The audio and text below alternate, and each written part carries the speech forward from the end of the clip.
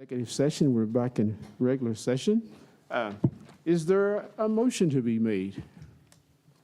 There is, Mayor. Thank you. I move to approve the real estate purchase agreement with the Art Center of the Bluegrass Incorporated for the purchase of 415 West Main Street for the same price by which it was acquired, that being $525,000. Thank you, sir. Is there a second to that motion? I will second it.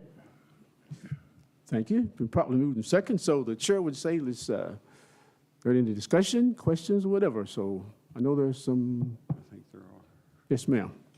You want to identify yourself when you get to the mic? Nobody here knows you.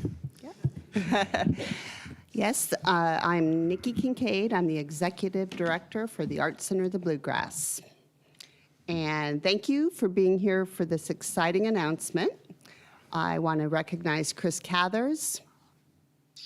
Chris, he's the Executive Director of Kentucky Arts Council, a thriving force behind the arts in the state of Kentucky. Also, Lori Meadows and Teresa Day. There you are. From Kentuckians for the Arts, an advocacy group that keeps the arts in the forefront of people's minds here in Kentucky. And thank you, Senator Amanda Bledsoe, she's here, as well as Representative Daniel Elliott. Thank you for being here. Trilly Bottom, Judge Executive from Boyle County Fiscal Court, and Earl Coffey, J.H. Atkins, and City Commission from the City of Danville. Thank you for being here. We have Candace from the Tourism Office and Jeff Jewell from Chamber of Commerce and Steve Hoffman, the Executive Director of Norton Center for the Arts at Center College. And we have board members from the Art Center of the Bluegrass. And unfortunately, our President, Brian Huxley, his plane was late and he is unable to be here. So thank you all for being here for this big announcement. Okay, we would like to announce a multi-million-dollar expansion of the Art Center of the Bluegrass, creating jobs, cultural opportunities, tourism, and the restoration of a declining building in the downtown corridor. We will be expanding into the historic building at 415 West Main Street, the building right next door to our current location. This will double our space and is the perfect example of adapted reuse of historic property. We will restore and preserve the historic building, bringing more creative arts programming to our region. At the heart of that expansion is a plan to establish a glass museum and sales gallery that will honor the extensive artistic legacy of Stephen Ralph Powell. The museum will also feature works from other famous glass artists like Lino Tagliapietra and Chihuly. Along with the museum will be a sales gallery featuring Powell's works. We have been working closely with Shelley Powell on details, and she's very supportive of this project. This expansion falls in line with the downtown master plan and the development of Danville leaning into being a glass town. In addition to the establishment of the Glass Museum, the new building allows for a needed expansion of art programs. Restoration of the third floor ballroom will create a new, elegant downtown space for large art classes and experiences, music events, town meetings, weddings, and other community events. The City of Danville will purchase the building and give some support to its restoration efforts using ARPA funds. We are also working with the Boyle County Fiscal Court to financially support the project. It is the perfect example of governments coming together to support the arts and bring more cultural opportunities to its citizens, as well as attracting tourists both locally, nationally, and globally. We will share more information as we work with our architect and committees to bring this property to life. There will be opportunities to support this project through our Artsy Expansion campaign, which starts today. To learn more about the project and the campaign, you can contact the Art Center, me directly, at nikki@artcenterky.org. Thank you very much. Thank you, ma'am.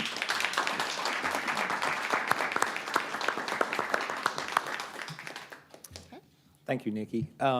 Real quick, we want to bring our attention back to the downtown master plan. Some folks have asked and wondered, what's going on? Why is the Arts Center important to downtown? And why is glass becoming more important with this project, certainly with Danville? The downtown master plan is not a document that has a single project in it. It doesn't say build X and things do something. It is, as we got into the master plan, what we learned is that it's got all these statements and ideas and partners and strategies, but this is the core. The intent of the downtown master plan is meant to lay out a vision and inspire investments both from the private and public sectors, as well as simply prepare our community for the future, right? It is meant to be inspirational in nature. So then as he went all the way through this, we looked at strategically planning districts throughout the community. Each district had significant amount of time. We had public meetings around each one. Then the district where this structure is he became, as the fire station moved across the street, this, quote, civic district where we wanted to lean into the governmental services in this area. The library is in this footprint. The courthouse is in this footprint. Whitaker Park, the Art Center already was in the footprint. The City Hall, now the fire station, the police station's in the footprint. And so inside of that footprint, the challenge in the master plan is seek ways to confirm use in that area for those purposes, right? So this project perfectly complements the tenant for that part of town in the master plan. And so then when we got to the end of the document, I think this was, we'll spend time with the paragraph or the column that's on the right, celebrate Stephen Ralph Powell. One of the ideas that our consultant team came up with was this idea that Danville has to be known for something besides just being historical, right? What are we known for, and why do people want to be here? We discussed a few minutes ago with some evidence that we already have this tourism background and this tourism embedment in our organization where people come here to our community and visit Perryville Battlefield, Constitution Square. We have a long history of that, Ephraim McDowell, the McDowell House. And so leaning into that further, modern art is okay. And these modern concepts, glass art's been around for eons. And so this certainly complements that. We have Center College here with the glass system that they have to train and enhance the arts through glass. And certainly we have the history with Stephen Ralph Powell here. And so the tradition of Powell's glass art in that center and his work in the city offers an opportunity to develop a unifying community-wide theme. As we seek additional marketing and additional outreach, it'd be nice to be known as the glass city of the Southeast, which is what he discussed here. The Art Center of the Bluegrass has begun a display and interpretation of the work of Mr. Powell, and it would be interesting, as he described, to explore ways to permeate this into our other civic buildings, including City Hall and these other structures as they develop. He proposed a town center, and so wanting to lean into the design of that town center, even with glass art and incorporating this idea. Curating a huge permanent collection would be difficult and expensive, but sponsoring rotating exhibits may be something worthwhile. But what he described here was then devising other ways to express the character of local glass and art. These things, these concepts he described is perfectly encapsulated with this project. As described by Ms. Kincaid, you're going to have the opportunity to have an artist, maybe even have a furnace on site to under, of course, supervision and in embracing the production of art and teaching. And so we would certainly lean into traveling, lean into people coming here. We believe this is exactly consistent with some of the ideas that happened when we developed the plan. The plan took multiple years to develop to get to here. This was done in 2020. And that column on the right perfectly, if you're going to devise a project to accomplish the objectives out of the master plan or the initiative out of the master plan, this is it. And so it is very fortuitous that Nikki reached out to us and we see this opportunity. So we appreciate the city commission's identifying the ARPA money. There is excess ARPA money that has been able to be shifted towards this objective with the broadband, the deployment of broadband services, thanks to our state folks here that have allocated money to enhance broadband in Boyle County through our existing carriers. And so that took pressure off the city and county to resolve or to try to figure out all those things. That, in essence, freed up money to do this project for the city commission. So then that leaves a balance of ARPA money that can be rediscussed. And so this is probably the best project. The highest, most important initiative of the city's government is probably the downtown master plan and the ideas espoused by it. And so the use of this ARPA money jump starts that whole process. And with that, I'll say we'll turn it over to the commission. Do y'all have any more questions for staff or I'm sure Nikki? Are there any other questions from well, before I ask the commission, was anyone else from the Arts Board or anyone else in attendance wanting to or desiring to speak in support of this project, which is still a part of our one item on the agenda? I'm looking at the lawyer when I ask that question. Anybody else want to speak on in support of this project? Well, we'll just assume that because of your attendance, then, that you're very highly supportive of it. It's funny how people want to talk to us when we say, here's the microphone, nobody wants to go up, but I understand that. Okay, commissioners, are there other comments or questions from the commission? Just looking forward to it taking shape. This will be neat. Great addition to downtown. I appreciate Nikki talking to Earl about it. And when Earl first mentioned it to me, you could just tell how excited he was and his enthusiasm for the whole thing, which got me excited, and I think all of us. So I'm looking forward to the end result.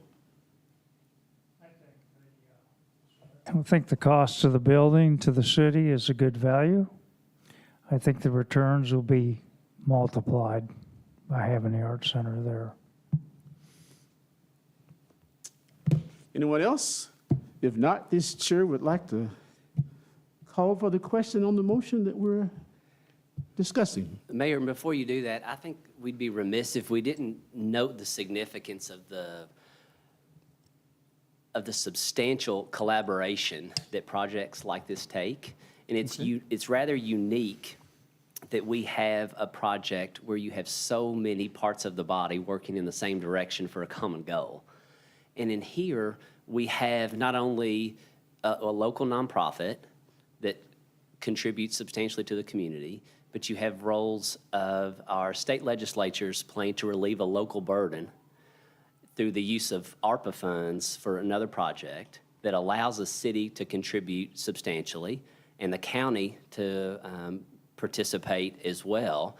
And it's so unique that when our community can move forward in this type of collaborative process that I think it should be underscored because it happens so rarely. A vision is cast by someone for this community to create something that is iconic to Danville, outside of horses and bourbon, which is uniquely Kentucky, but this is iconically Danville's. And so there's an opportunity here through enhanced collaboration on a state and local level with our legislatures and also the fiscal court and your city commission that is quite remarkable, and one in my tenure that I can't remember happening other than, well, nothing really comes to mind. So I think that is a substantial lesson in community partnership, vision planning, and then intergovernmental and community partnerships, which is remarkable. And it's fun to be a part of professionally to create and document what is transpiring here today, because it and it's the reason why young professionals should come back and be here, because it's a statement that the community values the future in a way that is going to be impactful for a long time and have a generational impact truly. Okay, thank you, sir. Well said. And I was thinking, listening to our attorney, I said, well, it's another example of Danville being the city of first, so it's a very positive one. Okay, again, I'll try to call this question, because I know you all are sitting there really into like, move this thing on, right? Okay, let's do a roll call vote. Can the chair ask for a roll call vote? Because that way it'll be in the record, and it'll make us all stand out individually. Commissioner Caudle, Yes. Commissioner Peak, Yes. Mayor Atkins, Yes, ma'am. Commissioner Saris. Yes.